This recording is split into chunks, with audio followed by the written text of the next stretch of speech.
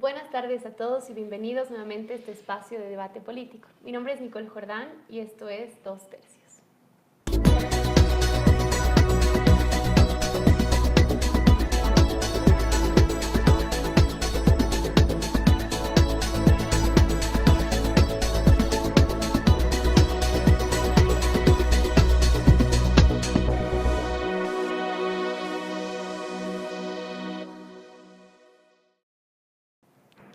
Las todavía vigentes leyes de partidos políticos de 1990 y de agrupaciones ciudadanas y pueblos indígenas de 2004 ya se encuentran desfasadas respecto a la Constitución Política del Estado. Y en ese sentido se ha lanzado un proyecto de ley de organizaciones políticas que el órgano electoral plurinacional ha estado debatiendo, haciendo que se produzca deliberación pública con la gente en diversos talleres y eventos. Y en este espacio, ya que todavía constituye un proyecto que está siendo debatido a nivel de la sociedad civil, en este programa quisiera continuar con este proceso de debate con dos expertos en este tema. Quisiera introducir a Adolfo Mendoza. Él ha sido parte del equipo consultor de este proyecto de ley. Muchísimas gracias por venir, Adolfo. Un placer. Y bueno, Marcel Arequipa, él es politólogo y experto en estos temas. Muchas gracias, Marcel. Gracias. Bueno, quisiera comenzar contigo, Adolfo, consultándote sobre el tema de las agrupaciones ciudadanas. En el artículo 13 del proyecto, la norma indica que se requiere un registro de los militantes acreditados a nivel departamental, regional, municipal, pero no menciona el tema nacional. Entonces quería consultarte, ¿es posible que las agrupaciones ciudadanas tengan alcance nacional, pese a que no esté especificado? La referencia al tipo de organizaciones políticas está en el artículo 5 del proyecto de ley y se diferencia exactamente el alcance de los partidos políticos, de las agrupaciones ciudadanas y de las organizaciones de las naciones y pueblos indígenas originarios campesinos. Los únicos que tienen alcance nacional son los partidos políticos. Las agrupaciones ciudadanas son organizaciones políticas de alcance departamental, de acuerdo a la propuesta, y también municipal. Sin embargo, hay una precisión que no está en la definición de tipos de organizaciones políticas, sino más adelante en el proyecto de ley, porque es posible que una alianza entre agrupaciones ciudadanas, una por cada uno de los 9 departamentos, puedan participar de una elección de alcance nacional. Esto con base en el mecanismo de las alianzas, pero la personalidad jurídica de las agrupaciones ciudadanas sigue siendo subnacional. Perfecto, muchísimas gracias por la aclaración, Adolfo. Y bueno, hablando de todos estos temas sumamente interesantes que ha incluido el proyecto, quisiera pasar al tema de la paridad de género, que me parece muy interesante, continuando contigo, Marcelo. Además del artículo 17 que define la paridad de género, el artículo 16, inciso H, establece que al momento de crear sus estatutos orgánicos, los partidos políticos y agrupaciones ciudadanas deben incluir como mínimo un régimen interno de género. Y bueno, quiero citar para no equivocarme en los términos. Un régimen interno de género que garantice la equivalencia y la igualdad de oportunidades y el 50% de mujeres y hombres en la conformación de la estructura de la organización política en todos sus niveles e instancias de decisión y deliberación. Ahora, Marcela, al decir en todos sus niveles de decisión y deliberación, ¿podríamos asumir que esto también incluye el binomio presidente-vicepresidente? Sí, a ver, antes incluso de responderte a esta pregunta, creo que vale la pena hacer una precisión a lo que Adolfo comentaba. Hay, creo, dos partes que son más o menos innovadoras en esta ley en respecto al tema de los partidos políticos. Para empezar, es organizaciones políticas, ¿no es cierto? Y eso involucra ya un espectro mayor de representación política, ¿no? De posibilidades de representación política, que son partidos, agrupaciones ciudadanas y pueblos indígenas, ¿no? Ese es en un primer aspecto en el tema de representación política. Ahora, eso yo lo entiendo que se cruza con el tema ya territorial, ¿no? Es decir, con la circunscripción territorial.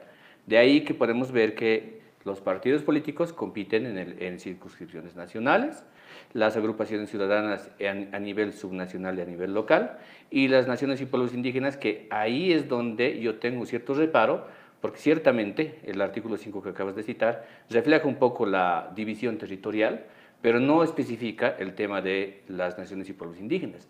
No te especifica cuál es el ámbito de circunscripción donde van a poder participar. Lo que sí, luego, leyendo un poco el proyecto de ley en el artículo 15, un poco lo que explica es que ciertamente las organizaciones y pueblos indígenas pueden participar a nivel subnacional, es decir, al parecer ese sería su techo, ¿no? Pero no me queda todavía claro eso. Desde ahí que creo que buena parte del debate que gira alrededor de las críticas, sobre todo a esta ley, los críticos, establecen esta idea de que las organizaciones y pueblos indígenas van a poder participar en todo y en nada, y a los únicos que se les restringe, ya lo he escuchado decir, ¿no? A los únicos que se les restringe el nivel de acciones a los partidos y a las agrupaciones ciudadanas, y es como una especie de carta blanca para las agrupaciones y pueblos indígenas, pero a mí me parece que esto habría que tomarlo como una alerta, ciertamente, pero una alerta que se puede mejorar, se puede modificar en la Asamblea Legislativa, que es donde se va a tocar, digamos, este proyecto de ley, ¿no? Hay que tomar en cuenta esto, no es un dato menor, me parece. Además, tomando en cuenta un otro dato más que me parece que es, incluso en el orden de lo anecdotario, es muy importante. El 2004, cuando se estaba discutiendo la ley de agrupaciones ciudadanas y pueblos indígenas, estaba haciendo yo una revisión un poco de trabajo de hemeroteca, me acuerdo, hace un par de años atrás, justamente revisando ese proyecto de ley, y yo encontraba una declaración bastante curiosa y bastante importante de lo que me parece que es un poco el reflejo político de lo que significa el MAS hoy día como gobierno. Evo Morales como diputado decía no estar de acuerdo con la ley de agrupaciones ciudadanas y pueblos indígenas, por una razón, porque eso iba a descentralizar el poder, iba a descentralizar la representación política. Entonces a mí me genera cierta susceptibilidad ahora respecto a cómo lo va a tomar hoy día el gobierno, cómo podría tomar eventualmente el gobierno este tema de ampliar mucho más y fortalecer. Entiendo que el espíritu en realidad del órgano electoral plurinacional es fortalecer los ámbitos de representación política, por un lado, y por otro lado darle ciertos realce a lo que significa hoy día partido político. Pero me genera otra vez entonces una suerte de confusión y de contradicción de cómo va a reaccionar el gobierno, que es el que tiene 2/3 hoy día en la Asamblea Legislativa, respecto a la posibilidad de darle, digamos, un mayor nivel de acción a las naciones y pueblos indígenas, ¿no? Eso a mí me genera un poco de ruido, ¿no? Porque no estoy tan seguro de si lo van a recibir bien, en el fondo esto, si en el fondo estamos hablando de actores que son políticos muy amplios en el sentido de la palabra de lo democrático, o finalmente va a terminar restringiéndose este aspecto, ¿no? No pensando en que lo van a utilizar, digamos, de manera maniquea a los pueblos indígenas, no, sino más bien pensando justamente en el espíritu y en la vocación democrática que puede tener una organización política como es el MAS, ¿no? Ahora, yendo a la segunda pregunta que decía, sí, si te parece, si les parece. Claro, más bien antes de proceder con la próxima pregunta, Adolfo, exacto, por favor. sí, empecemos a aclarar estas cosas para después entrar a lo del régimen de género, porque allí también hay una otra precisión fundamental. Una cosa es la paridad democrática y otra cosa es la democracia paritaria. Este proyecto de ley apuesta a la democracia paritaria y no solo a la paridad democrática, pero eso lo podemos encarar después. El artículo 15 del proyecto de ley de organizaciones políticas, donde se habla de los registros electorales de las organizaciones, de las naciones y pueblos indígenas, originarios y campesinos, establece con claridad que pueden solicitar su registro para participar en procesos electorales de alcance subnacional. Entonces, ese es el techo. No es posible una figura que te lleve a presentar una solicitud de registro para las elecciones de alcance nacional. Podríamos señalar que ese es el ámbito de acción de los partidos políticos como una de las organizaciones políticas, pero en otro sentido también de las agrupaciones ciudadanas por este efecto de la alianza y también la participación de las organizaciones de naciones y pueblos indígenas, originarios y campesinos en alianza. ¿Sí? En alianza. Sin embargo, hay que hacer también una otra aclaración. ¿Cómo tomará esto la bancada del MAS con 2/3 en la Asamblea Legislativa Plurinacional? Está para evaluar. Porque este no es un proyecto de ley de organizaciones políticas del movimiento al socialismo. De hecho, hay muchas variaciones respecto de propuestas oficialmente planteadas. Por ejemplo, en el caso del financiamiento, continuar con la prohibición del financiamiento, ¿no? Nada más para poner un ejemplo. Entonces, este es un proyecto que en realidad ha logrado equilibrar un conjunto de visiones sobre la representación en el país, y por eso se da la participación de no solamente las y los consultores que hemos participado de esta elaboración, sino también del alcance de su discusión entre las organizaciones políticas, las naciones y pueblos indígenas, originarios, campesinos y las plataformas que trabajan la perspectiva de género. El otro elemento diferente respecto de lo que existe ahora es que las naciones y pueblos indígenas, originarios y campesinos ya no requieren de una alianza o de estar en las listas de agrupaciones ciudadanas y de partidos políticos para postular candidatos en elecciones que se refieren a las circunscripciones especiales indígenas, ¿sí? Ahora lo que existe es que están obligadas las organizaciones indígenas, originarias y campesinas a presentar sus listas a través de una organización política. En el proyecto se da la posibilidad más bien de que en estas circunscripciones especiales indígenas puedan promover sus propias candidaturas independientemente de lo que pueda acontecer con los partidos políticos y las agrupaciones ciudadanas. Por eso no es extraño que el espíritu de este proyecto de ley tenga mucho que ver con los principios que son fundamentales para la propuesta de democracia intercultural y en otro terreno de democracia paritaria. Espero haber aclarado estas dudas al respecto, porque sí, creo que Marcelo tiene razón, son fundamentales a la hora de la deliberación ciudadana sobre el sistema de representación. Gracias, Adolfo. Bueno, perfecto. Entonces, ahora pasando al tema de género, no sé si quieren que les reitere la pregunta. O... No, pues, yo creo que podemos entrar incluso a debatir algunos aspectos y matices que hacen, digamos, a lo que es el proyecto de ley. A ver, una de las cosas que a mí me parece que es muy importante hoy día en el sistema político, en el sistema de partidos que tenemos, que ya lo tenemos señalado, digamos, de manera peyorativamente incluso negativa, es decir, a relacionar la idea hoy día de partido político con algún representante político no es bien visto en realidad por parte de la ciudadanía, ¿no? Hay una especie de descontento generalizado que no es solamente aquí en Bolivia en realidad, ¿no? A ver, y justamente pensando en eso, yo me hacía la pregunta de, en los momentos en los que hay inclusión de cuotas de participación, que fue en algún momento en nuestra historia, ¿eso cómo sirvió como efecto? Es decir, ¿qué efecto generó en el sistema político y en la ciudadanía en general? Y a mí me parece que eso fue tremendamente positivo, en la medida en la que eso incluso se puede ver como una medida transgresora dentro de la política, ¿no? Es decir, con lo que haces con eso, me parece que es un poco oxigenar el sistema político, porque estás incluyendo sociodemográficamente otros tipos de actores. Entonces, eso me parece que es un poco mover un poco el plano de lo que es la representación política y moverlo para bien en todo caso, ¿no? De ahí que yo veo con un buen agrado, con buen espíritu realmente el hecho de que se intente ir más allá, como decía Adolfo, en realidad. Hablamos ahora de la democracia paritaria, ¿no es cierto? Si más o menos lo entiendo así, que es una de las cosas que el órgano electoral ha estado trabajando durante estos últimos años, ¿no? Es decir, y esto se suma incluso a aquella idea de la posibilidad de que se pueda incluir la idea de que el binomio para los candidatos presidenciales sean también hombre y mujer. Ahí me parece que, haciendo las lecturas entre las sumas y las restas, oficialismo y oposición, me parece que eso podría servir incluso otra vez entonces como una especie de transgresión misma dentro del sistema político que puede ser bastante útil, muy útil y puede ser hasta aleccionadora para nosotros mismos. Pero ahí quiero apelar un poco antes de pasar la palabra a Adolfo, no pensando, no señalando, no es digamos, la idea esta como otros analistas han hecho de tal persona ha estado en este proyecto de ley o cual persona, no es esa la idea. Tú has sido representante nacional, tú has sido senador por este país, ¿no es cierto?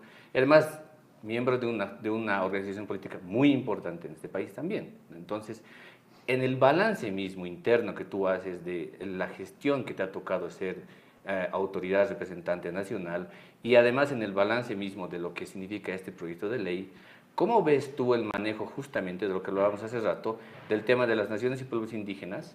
Y segundo, el tema de género, dentro del MAS. Si quieres hacer una lectura incluso dentro de lo que significa el mismo MAS desde dentro, desde lo que tú has podido percibir, ¿no?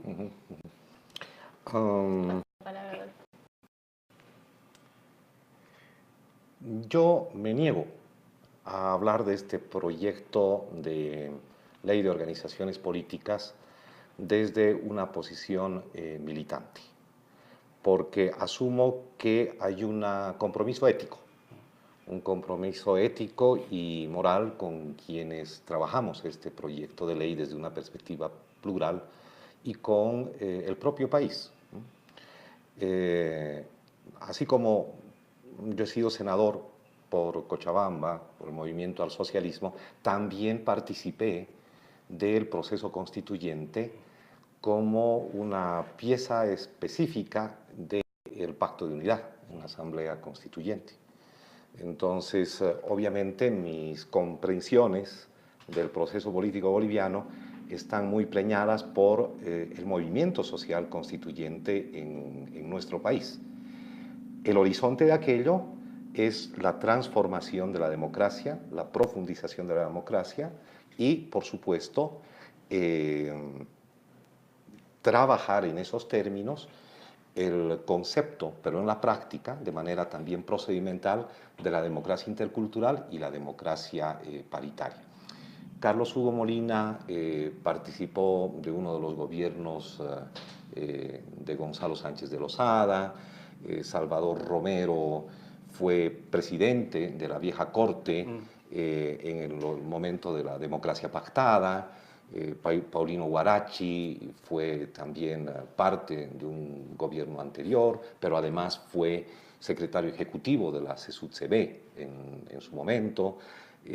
Gabriela Canedo también ha jugado un papel fundamental a la hora de la construcción de las agendas políticas desde las mujeres. Entonces, una perspectiva plural. Pero el compromiso con el país es actuar, si ustedes quieren, en términos casi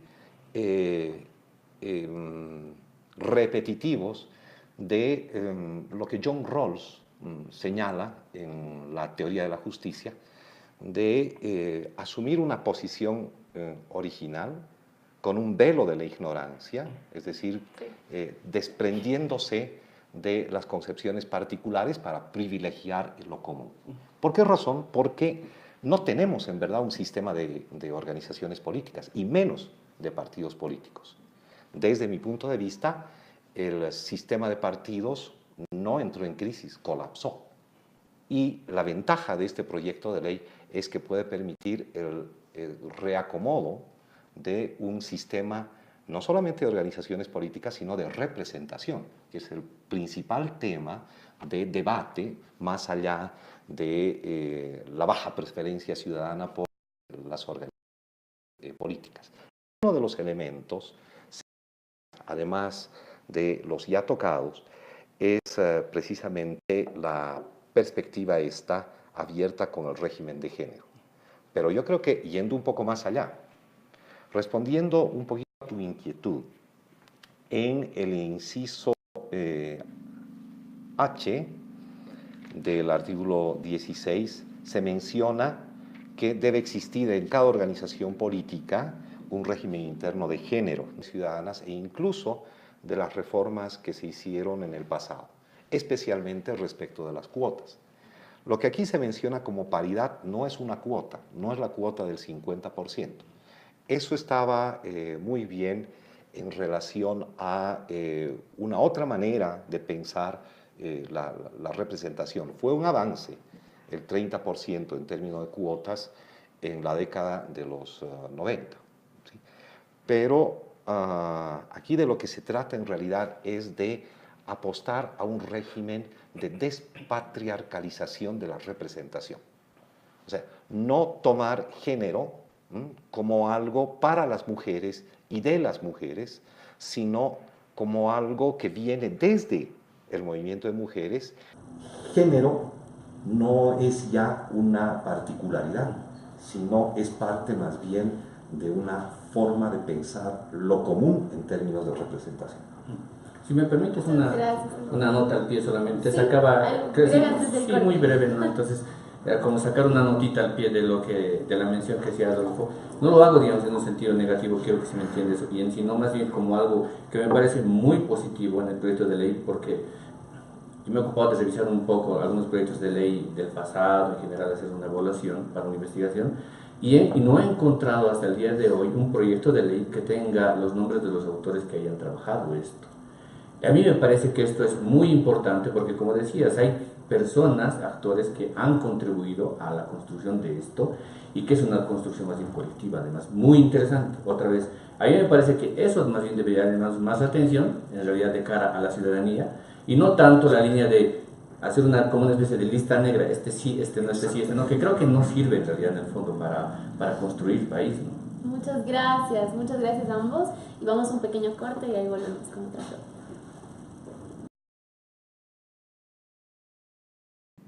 Y ahora nos encontramos de vuelta con nuestros dos expertos y bueno, hablando del tema un poco de las agrupaciones ciudadanas, partidos políticos, después hemos abordado el tema de género y quisiera abordar otros temas que han sido una novedad igual en este proyecto y que, bueno, se refiere a las elecciones primarias, que, bueno, se ha previsto que van a implementarse como máximo antes de las elecciones generales del 2024, justamente por tema de plazos.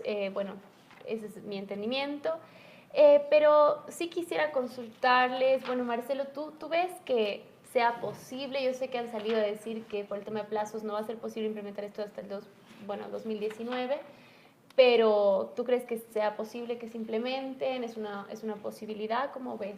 A ver, yo creo que pasa esto más bien primero por una evaluación técnica en la Asamblea Legislativa y luego seguramente consultando al órgano electoral para ver la posibilidad de que esto se pueda hacer, digamos, de cara probablemente a las elecciones del 2019 o a las siguientes, ¿no?, del 2024, pero está claro, creo, en la disposición transitoria que está presente en el proyecto de ley que las primarias tienen que hacerse de manera progresiva hasta la siguiente elección general, no desde 2019, sino la que viene después de esa, ¿no?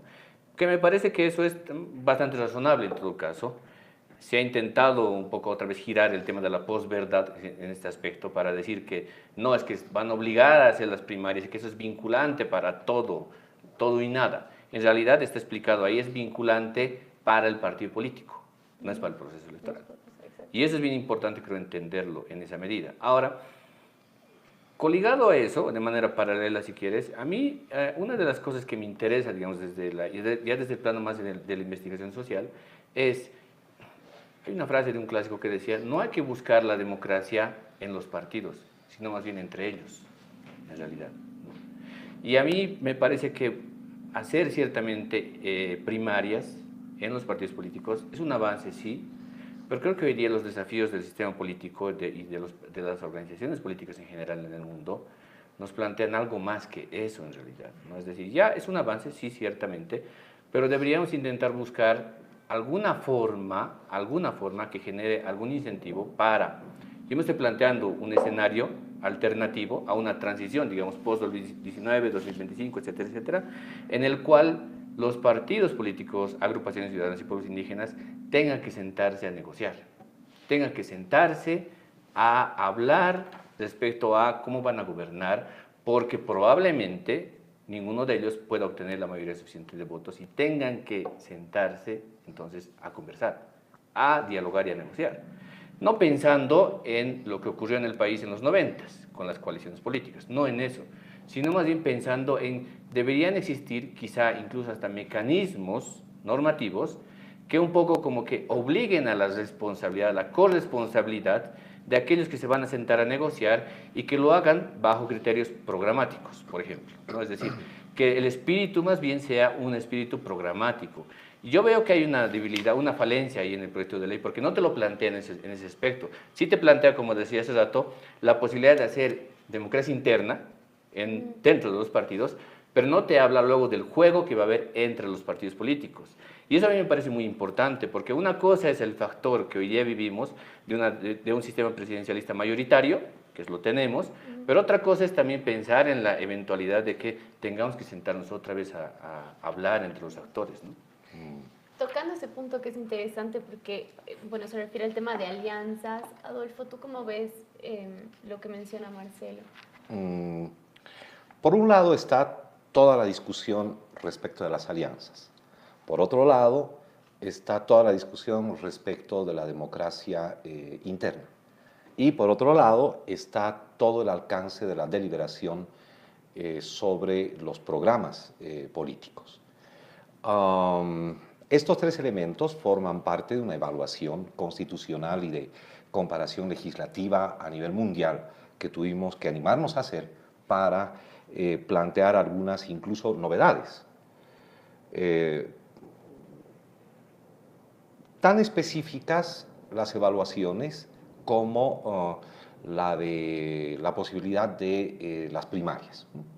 Allí hicimos un barrido para ver dónde se aceptaban primarias, dónde no se aceptaban primarias, cuáles las características de estos procesos, cómo se podría evaluar las primarias abiertas, cómo se podría evaluar la inexistencia de primarias en alianzas. O sea, todo eso fue evaluado y de acuerdo a esa evaluación encontramos un justo medio, le hemos llamado, el de la posibilidad de discutir la presentación de binomios, pero a partir de primarias internas en las organizaciones políticas. Entonces, este no es un capricho, es fruto de una profunda discusión académica y de comparación legislativa. Pero además, sobre esto de las primarias, habrá que tomar en cuenta otro elemento que no es menor. El concepto de primarias fue discutido entre el 2015 y el 2016, especialmente por las fuerzas políticas de oposición en el país. Y en la discusión del proyecto de ley se retomó esta sugerencia que venía desde la oposición. Entonces, no podemos, en la actual coyuntura, cuando ya muchos actores se han dado cuenta que organizar primarias es bastante complicado, señalar que esta es una imprecisión en el proyecto de ley. En realidad, todas las organizaciones políticas, no me refiero solamente a las de oposición, sino también al MAS, se dieron cuenta que el apostar a este tipo de temas implica una adopción de un distinto tono en la reflexión sobre la democracia interna. Entonces, más bien yo encuentro que se ha intentado desplazar la aceptación de las primarias, no porque esto se aplique el 2019 o no porque sea vinculante para el proceso o para las organizaciones políticas, sino porque esto le da mucha más fuerza y derechos a la propia militancia y a la construcción de la ciudadanía. Y las organizaciones políticas se han sentido no muy bien preparadas para esto, ¿no?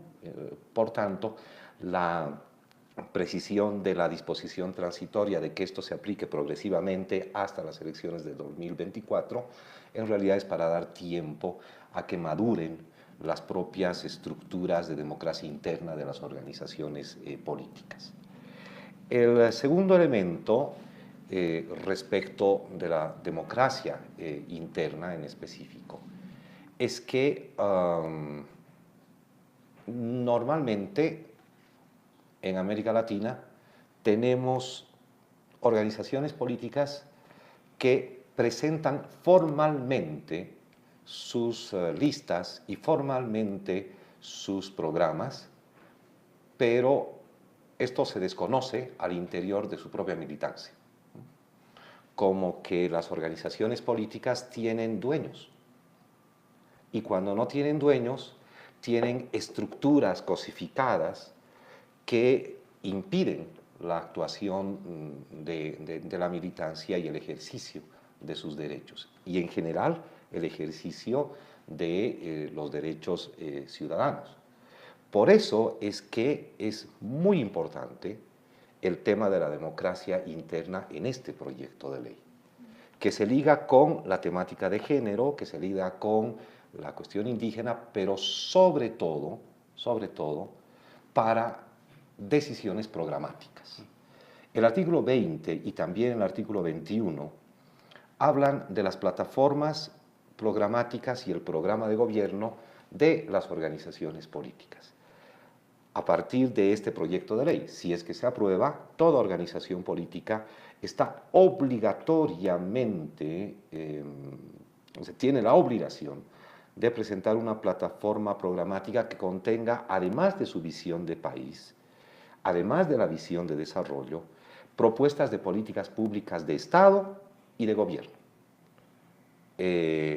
Y con base en eso, recién armar un programa de gobierno.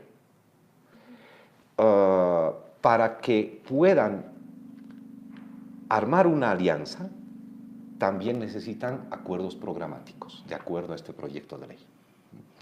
Es decir, que podría existir lo que dice Marcelo, estos acuerdos, pero acuerdos programáticos antes de las elecciones, no en el momento de armar coaliciones postelectorales para la organización de bancadas de oficialismo y oposición, sino que los programas ya estén fijados antes de la propia elección de representantes en ambas cámaras, ¿no? Y que las organizaciones políticas se obliguen a cumplir las plataformas y los programas de gobierno planteados. Este asunto además se vincula con otro elemento novedoso en el proyecto de ley de organizaciones políticas. Paréntesis, notarán que todos estos asuntos son transversales y de ahí la importancia de los principios que están al principio del proyecto de ley. El tema novedoso adicional es la definición de transfugio. Normalmente se puede sancionar el transfugio si es que un representante, asambleísta o concejal o concejala, jura para una organización política que de la cual no formó parte en la elección. Segundo, se declara independiente, pero sabemos que esto es poco probable. Y ahí viene el tercer elemento de precisión en el transfugio. Si es que se va en contra del programa político de la organización o si es que va en contra de su plataforma programática de manera reiterada. Entonces, se admite por un lado la disidencia, pero por otro lado se abre la posibilidad de sancionar el transfugio no solamente porque jura a otra organización o porque se declara independiente, sino porque está traicionando una plataforma programática de la organización política que le llevó a tener ese escaño. O sea, poco a poco se estaría avanzando a la figura teórica de partidos programáticos, ¿no? Sabiendo que las organizaciones políticas y los partidos ahora en el sistema de representación ya no pueden tener las estructuras del pasado. O sea, hay que pensar la democracia más allá de la democracia representativa en términos restringidos, como un hecho procedimental, como solamente reglas de juego. La democracia no es solamente reglas de juego, no es solamente un conjunto de artefactos y procedimientos, no se reduce a las elecciones, sino a trabajar este delicado equilibrio entre lo común y las concepciones particulares. Por eso este proyecto de ley, además de ver la organización de las fuerzas políticas en momentos electorales apuesta bastante a la formación de militancia, a la formación política e ideológica en momentos no electorales. Muchas gracias, Adolfo. Y como tú dices, bueno, particularmente en el caso de Bolivia, tenemos una democracia bastante, ¿no?, participativa, directa desde la ciudadanía, no solamente representativa. Creo que muy pocas veces ha sido solamente así. Marcelo, ¿cómo ves el tema de este fortalecimiento de la democracia interna, el tema de la definición de transfugio, de los principios que aparecen en el proyecto? Sí, quizás solamente habría que precisar en los niveles incluso del incumplimiento de la sanción, ¿no? Porque creo que un nivel mínimo, un nivel, digamos, menos fuerte es el tema de la disidencia, y ciertamente ya luego, si eso se transforma ya en transfugio, ahí me parece que ya la penalidad, digamos, es mayor, ¿no? Ahí me parece que falta ajustar un poco eso probablemente, pero es una cuestión de terminología solamente dentro del proyecto de ley, en todo caso, ¿no? Que imagino que en la Asamblea Legislativa se puede hacer.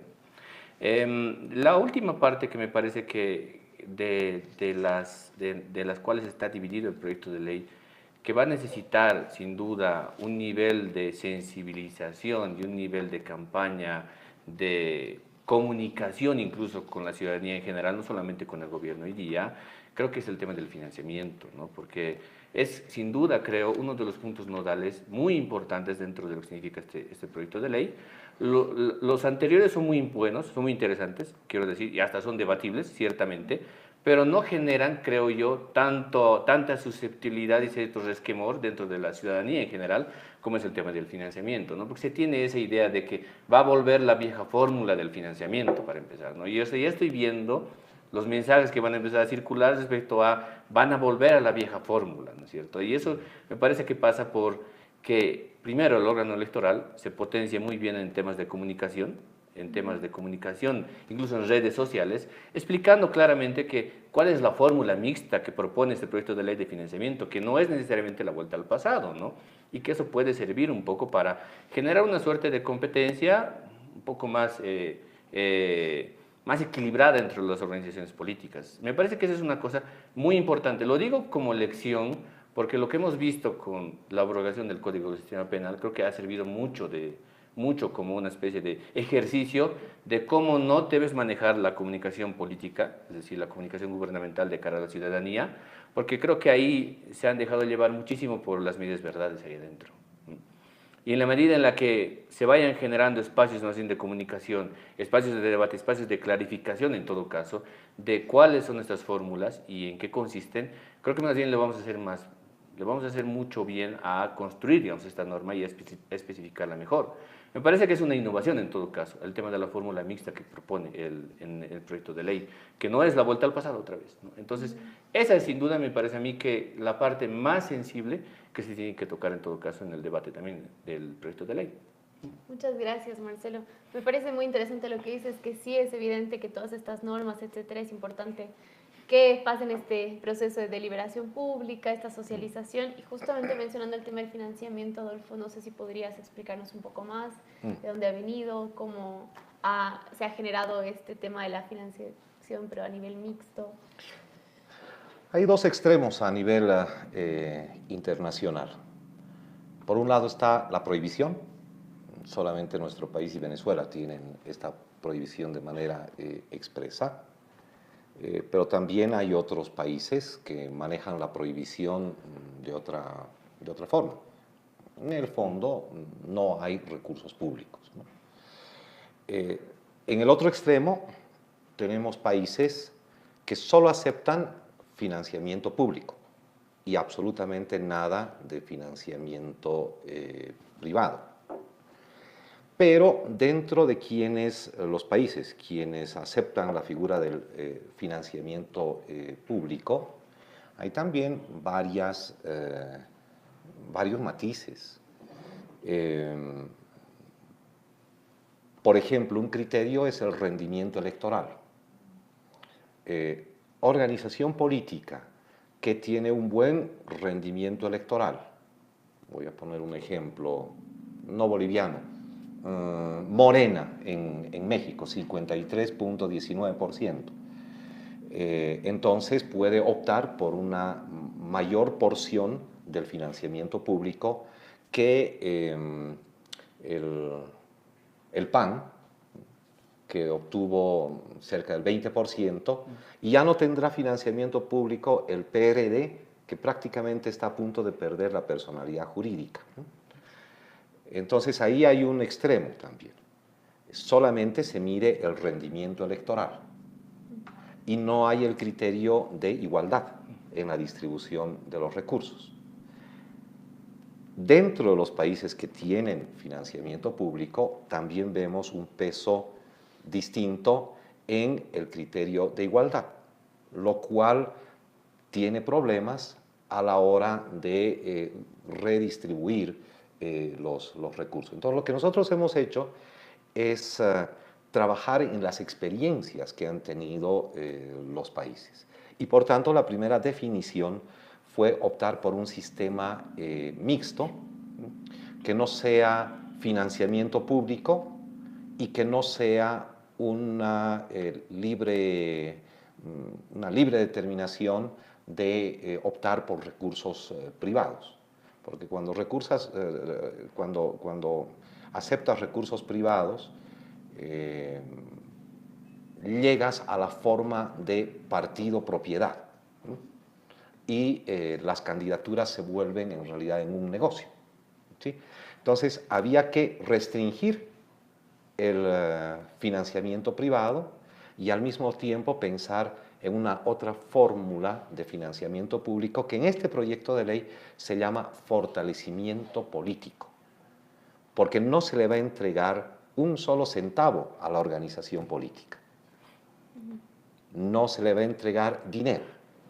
En ese sentido, no vamos a retornar a los problemas del pasado, pero sí van a tener los recursos necesarios vía órgano electoral para trabajar su democracia interna, su fortalecimiento político en momentos electorales y también en momentos no electorales. Hay un aporte, además, interesante respecto de lo que existe actualmente. Como no existe financiamiento público, pero al mismo tiempo no hay muchas restricciones para el financiamiento privado, entonces el financiamiento privado puede ser el 150 o el 1000% más del posible financiamiento público. En este proyecto de ley se dice que la suma de los aportes, donaciones, subsidios o apoyos de cualquier tipo no podrán exceder el 50% del presupuesto anual de la organización política. Es decir, que si tenemos un valor de 50 bolivianos como producto del financiamiento público, del fortalecimiento público, no de la transferencia en moneda, entonces no puede haber un aporte mayor que esa cantidad en recursos privados. Por tanto, ahí encuentras también un otro equilibrio. Tienes razón, Marcelo, esto amerita una comunicación muy intensa a la ciudadanía para que se sepa que no se está retornando al pasado, pero también para que se sepa que no pueden existir usos indebidos de recursos estatales en procesos electorales. De hecho, en este proyecto de ley se sanciona a cualquier organización política que eche mano de recursos estatales para propaganda electoral, etcétera, al margen de estos recursos de fortalecimiento público. Muchas gracias, Adolfo. Muchísimas gracias, Marcelo. Siento que muchas de las dudas que teníamos ya han quedado muchísimo más claras con su debate y que, bueno, todavía tenemos que seguir socializando este proyecto de ley con la ciudadanía, la sociedad civil, responder las preguntas que necesiten ser respondidas y que haya una total claridad para que se pueda proceder al fortalecimiento de las instituciones, partidos políticos y todo. Les agradezco mucho y hasta la próxima.